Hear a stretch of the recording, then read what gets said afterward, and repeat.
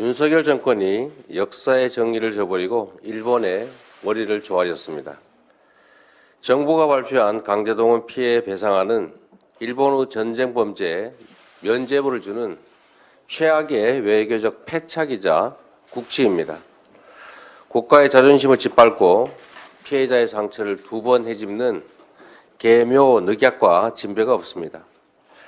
지금도 가해자인 일본은 어떤 문제도 인정할 수 없다라는 오만한 태도로 일관 중입니다.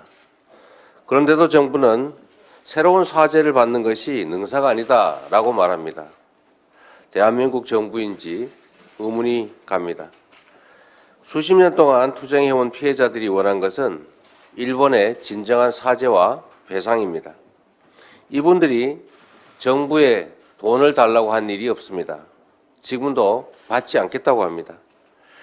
가해자의 사과도 없이 피해자가 피해자에게 배상하는 것은 불의이고 비상식입니다.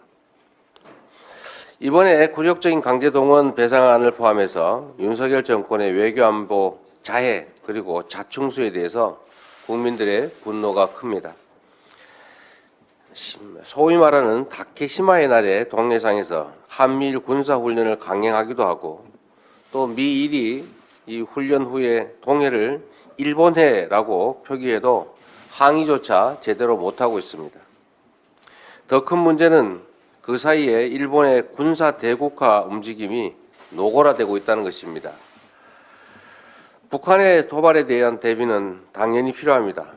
그렇다고 해서 일본의 재무장을 무비판적으로 용인하고 미일의 대중봉쇄 정책의 아바타를 자처하는 것은 또 다른 차원의 문제입니다. 자칫 대한민국이 미일 동맹의 하위 파트너, 즉 일본의 발밑으로 들어가는 것이나 마찬가지가 될 수 있기 때문입니다. 글로벌 정세가 급변하고 있습니다.